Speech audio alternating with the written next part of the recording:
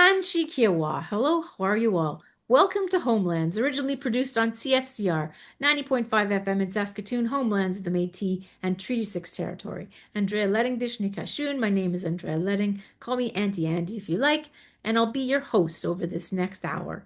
I'm part settler, part relative, and an ally to everyone. I'm not a card-carrying member of any Indigenous nation, but I am related to, adopted by, and accepted by many, rejected by a few, but haters gonna hate, relators gonna relate. I am mostly Irish, so some Scandinavian and a little bit of mystery, and that's the way I was raised, with a big related heart for all. I'm most related to my Batosh Métis friends and family growing up, and that Mio Pimitiswin, that beautiful good life. So from the fringes of the sash, I welcome you listeners as friends, family, allies in the homelands. And together let us welcome our guest today, my sister from another Mr. Jonina Kirton in BC.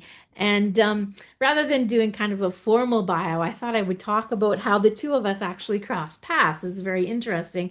I had submitted a poetry manuscript, and one of the readers for it, it was for the John V. Hicks Awards, was Betsy Warland. And Betsy had actually worked with Yonina, and she said to her, "You've got to meet this writer."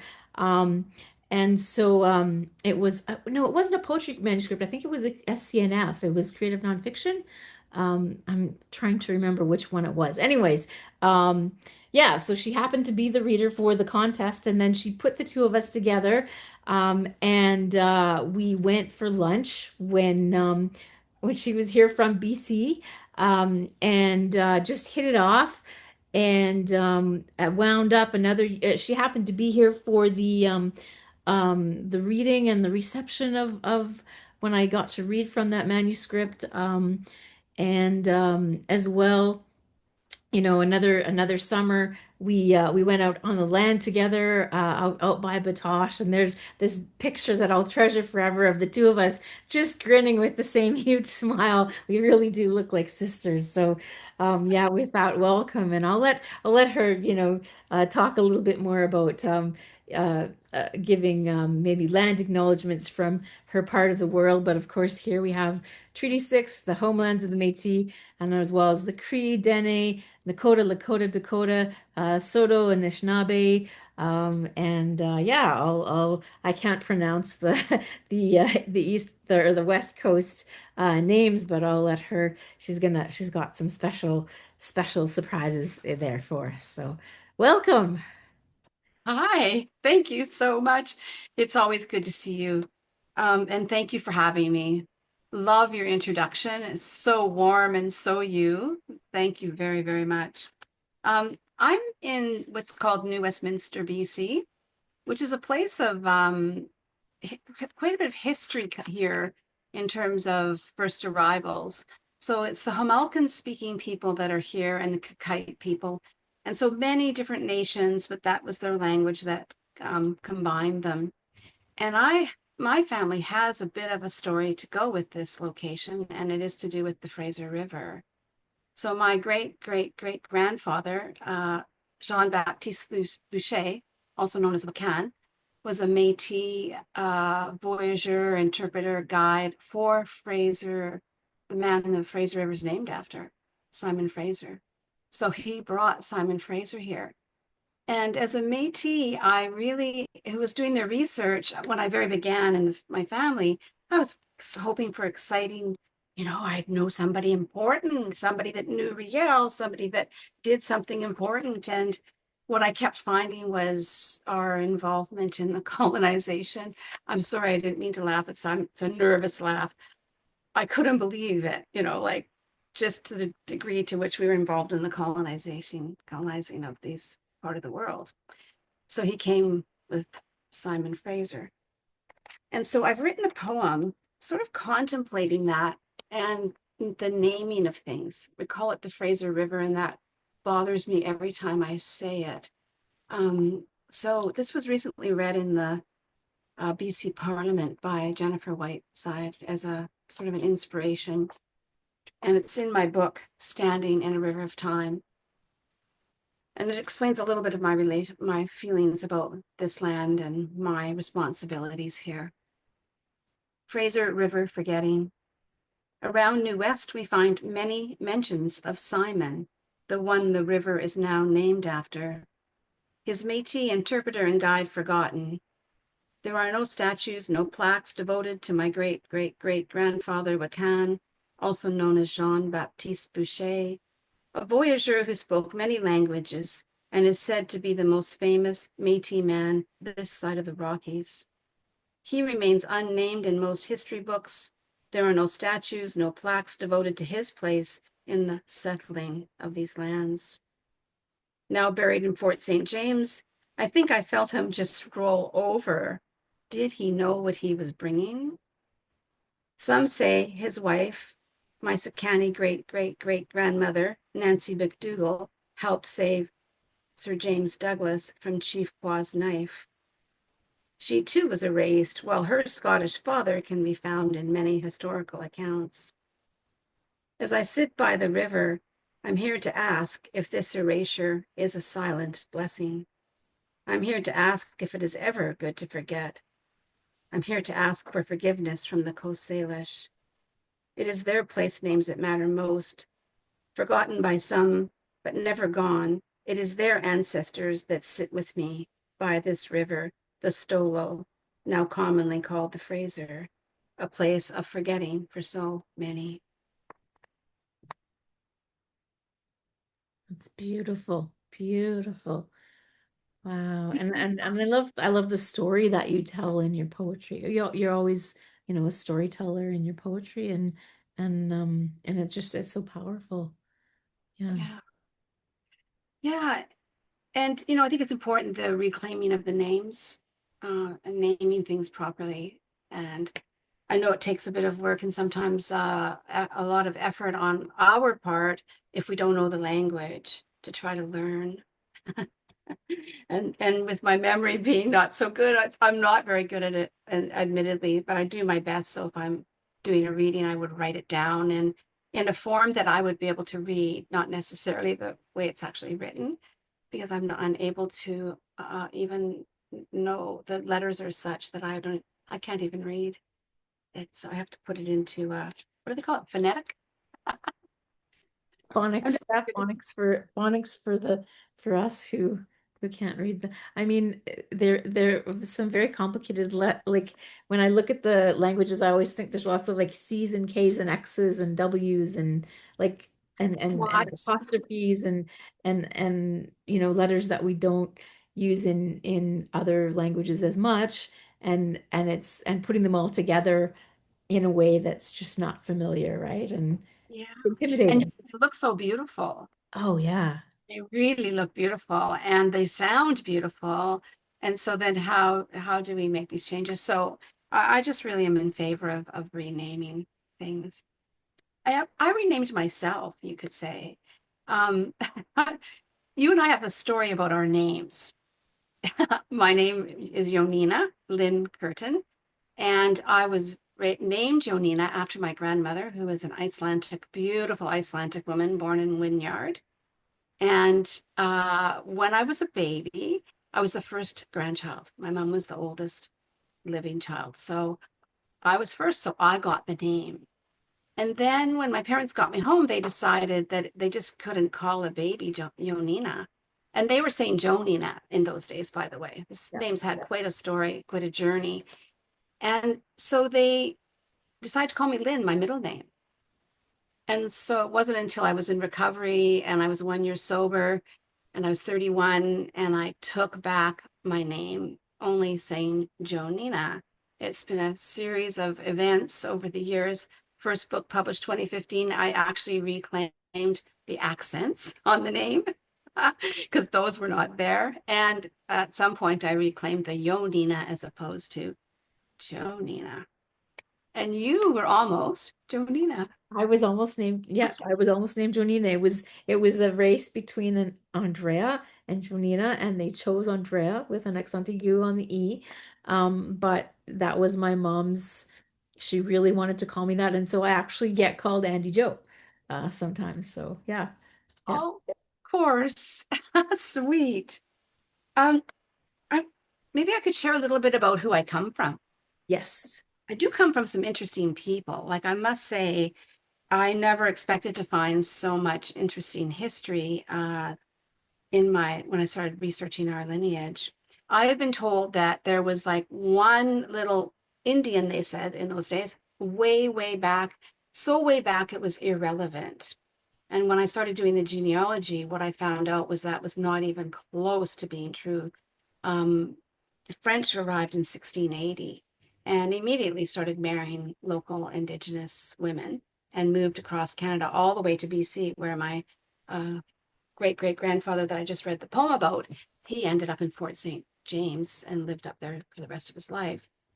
So we have many, many different nations along the way, but we were also part at one point of the Red River community. And so from there, we were at Turtle Mountain. So there's this long, long history that I can kind of trace, but it's the men you can trace. And this is always a bit of a sadness of mine. I want to know more about the women, but we always just know more about the men, even what their job was and so on. What we know about the women, how many babies did they have? That's the only thing that they get. And sometimes they don't even get to have their name, right, in some of our genealogy. So I'm quite interested in the women on the, so I'm Curtin, which is English. That's my father's name, which is a Métis name. And many people question that because it's an English name, but some English did marry into us. So we have family names are Curtin, Godin, Saint Denis, Boucher, McIver, Larocque. So, we've got the English, French, Irish, quite a bit in there. And as I say, little known was known about the women's stories. And this book that I've just finished, Save Your Prayers, Send Money, a bit of a cheeky title, does focus quite a bit on women and women's health and women's stories in my family to some extent in my story. What really got to me in my family was that no one was willing to acknowledge the harm done by men. That as a child mystified me. I was a little confused as to how men could do the things they do and then get treated like the king, like shoes polished for them, suits ironed, cars started and warmed up. Like my mom would just wait on my dad, and I would be thinking, oh, no, that's not for me. You know how some girls say, oh, all women dream of being married. No, I was 5 years old when I went, no way am I getting married. So that has been part of my story is this resistance to intimacy. So I just wanted to sort of move into this book, if I may. I don't know if you've had a chance to read it. I Oh, haven't. I've been looking forward to it, and I haven't got my hands on a copy yet. I've But got to send you a copy. So, Save Your Prayers, Send Money is a bit of a cheeky title, and I do pray and I pray every day. Always have since I entered recovery. 1987? My mother had passed away. 10 days after she died, I met someone who was in NA, and I went to meetings with them and then stayed and moved over to AA, as drugs were not actually my problem. I really liked alcohol. So I went into recovery, and it was there that I was taught, not directly, no one ever said this directly, but I later realized is that our stories are medicine. That's why we get up at a podium and tell our story. When I hear someone's story, I'm receiving medicine. We're laughing, if you come to the rooms of AA, we're laughing at the most horrific things, right? So that other people would go, what? Because we get it. We get it. Oh, yeah, yeah, I've done that, been there, whatever. And that's very, very healing. But also the story of how we recovered is there. So as a writer, that's always been behind everything I write is the notion of my story is medicine. And that doesn't mean I'm special. All of our stories are medicine. It's what we do with them, what we choose to do with them. And it's very individual. Some want to keep their stories private. Some might just go to AA, never say we're supposed to remain anonymous, but I choose to speak about that and never ever tell anyone, or just have a few people that they share with. And that's all that they can manage. That's what feels right for them. And we need to respect and trust that. But for some of us, we need to talk, talk, talk, talk, talk. Share, share, share. It pushes on me. Does it do that for you? Like it, one of the writing just pushes on me. It's like a naughty child that won't let you go to sleep, like pulling the covers. I remember writing to Pam Buston. She was in I think she was Saskatoon SWG writer or something. I can't remember what her position was, but I just said, "Is there a way to not be a writer?" And she said, if you find out, let me know because it just won't leave me alone, and that's how you know you're a writer. You can't stop writing no matter what you do. And yeah, yeah, yeah, there might be lulls, but you always come back to it. There's a little voice that I hear. And so sometimes the voice goes away, the lull. And I think, oh, that's it, I'm done. This fourth book, I thought I'm finished, but now there's been more stuff coming and it's very intriguing. And I'm like, oh, I'm going to write that down. Oh, so sorry. So maybe I could go into the book a little bit and explain the sections, a little bit about who I worked with, because that's very relevant. The cover is a friend's artwork, and Jacinda Oldale, I always think of her as Jake, so I get a little confused. Jacinda was present for many of these poems being written because we both belong to something called Writing from the Body with Ingrid Rose. And we've been doing that for, neither of us can remember if it's 15 years or 16 years, doesn't really matter. So she was present and it seemed very appropriate to have her on the cover. And I'm really happy with the cover. So everything from the cover to the insides, like so working on the manuscript originally, Betsy Warland was my mentor. I had a very solid, very structured manuscript that I handed her, and she just kind of, she is very careful with what she says, right? And I can't remember her exact words, but what I heard was, that's a little too tight, a little too, structured, a little too like, oh, what's going on? Um, and so I realized I need to kind of mess it up, like, your hair like this, it's kind of good to go in there and mess it up a little bit. But how to do that was the question. And the book was really close to being due. Like, I mean, I literally only had months to have handed in for copy editing. And the book just ruptured. I did keep many of the poems, but it became a completely different book. And so I ended up adding some prose, which I had no intention of doing in the first place. But then I realized that that was what was missing, was some connective tissue with this prose, which is something I did in my third book, Standing in a River of Time. But this one has short, short prose pieces. So it's in sections and it's looking at health. And it's not specifically focused on Indigenous health because it's also my mother, who is Icelandic, and other women I know. A lot of women don't get the proper care. There are obviously big differences between being Indigenous and going into an ER as opposed to a woman who's white. There are big differences in how we're treated, but overall, unfortunately, women's pain is not acknowledged. So the illnesses are missed, lots happens. My mother had cancer and it returned, and she was complaining for a long time about her lungs, and it was missed. And by then it went to her liver and she died quite young.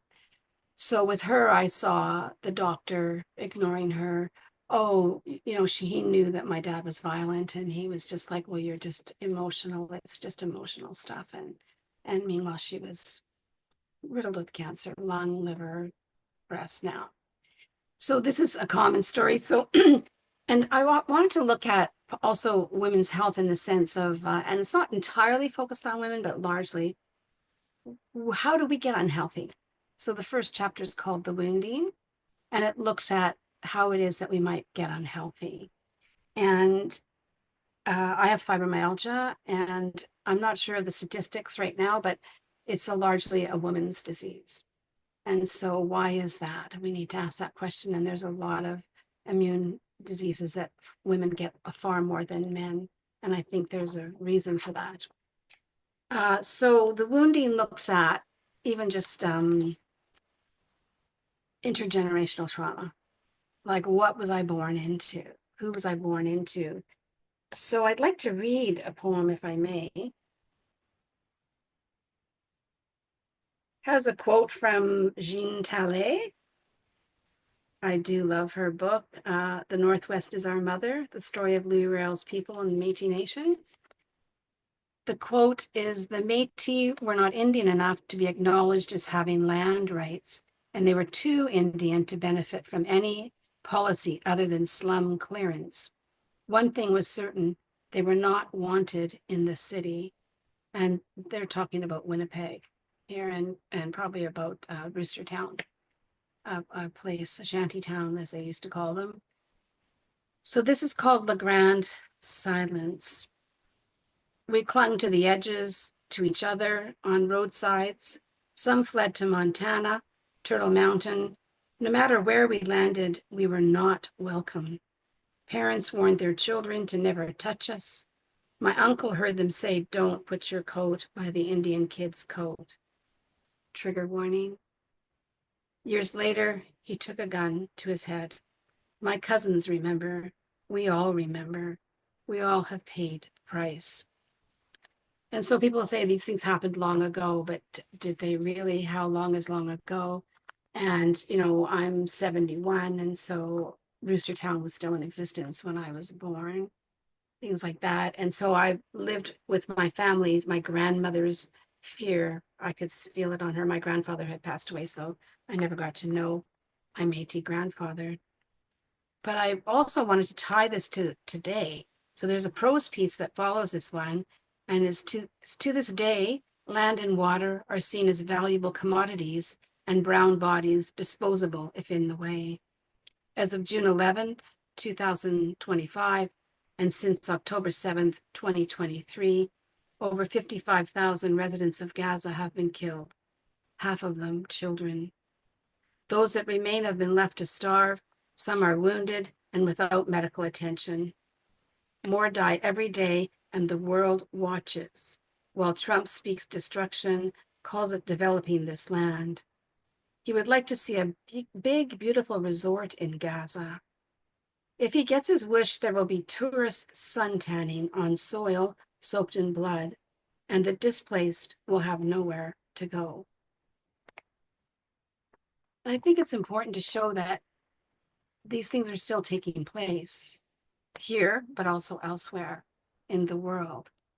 And these effects, as we're even just watching those things, the effects on our health, especially if we can relate in any fashion, if our family had histories similar.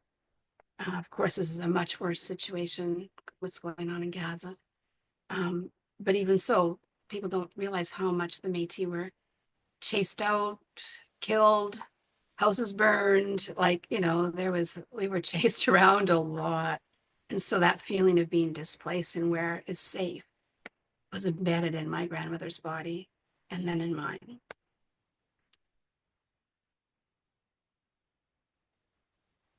Sorry, that just kind of hurts a little bit. Yeah, I don't like. the personal is Mm, political, the personal is political, and it's important to mm, make those ties, right, between what has happened here and what's happening in other places, and it's powerful. But yeah. yeah. Well, and it seemed it would seem so insensitive not to mention what was happening there right now. Like, to me, it felt like, oh. So I've made a couple of references there, and I feel it's important to tie things together. Although sometimes with poetry, I must confess that I uh, try not to be too obvious, because it's not the same as telling a narrative, and so I try to leave some for the reader to sort of sort out. Um, like even the title of my book, Save Your Prayers, Send Money. It's poetic. Some people take it very literally. No, it's not necessarily money. It could be you come over and do the dishes. It could be it's money stands in for practical help. And there's nothing wrong with prayers, but it's making fun of, people save their money. Well, save your prayers instead. So it's kind of got a lot of layers to it. And my auntie was quite offended She prays. She's a Jehovah's Witness and she prays a lot. And she was really offended. We had a long, good chat. I love that she tells me, you know, then we had this great chat and it was wonderful. And she went, oh, okay. We need to do more of that. So I don't know how much time we have for now because there's, We have about like maybe 4 minutes till the break, and then so probably enough time for another reading if you want, or you could talk more about the sections, whatever you think is would be yeah. the best. Okay, well, with that section, part of it is about being mixed blood, and that's not all wrong. That's not all bad. So I started thinking about not only being mixed, but also all the places I've lived in Canada, from Labrador all the way to here, BC, and I've been to Iceland. And so this is about the land and my ancestors. A person of between. My body a place of convergence, followed by rupture. Prone to shaking, there are days it cannot contain both sides. In my feet, flatlands, and in my ears, the roar of the buffalo. Most days I can still feel the prairie wind, the dust in my nose. At night, I dream of thunder, feel lightning hit the ground. The heat of the Icelandic lava slow crawling throughout, while northern winds bring coolness to my skin. At night, an unfurling of spine, the crackling of ice. If I close my eyes, there are visions, the night sky dancing. My body, a place of convergence, followed by rupture, prone to shaking. There are days it cannot contain both sides, and yet it must. Beautiful. And you actually got to go to Iceland as well, didn't you? I did. It was magical, totally magical. Yes. So one thing that bothers me and is part of this section is this business down in the States. They talk a lot about the replacement theory, about they're scared that white blood is being too diluted by all of us non-white people.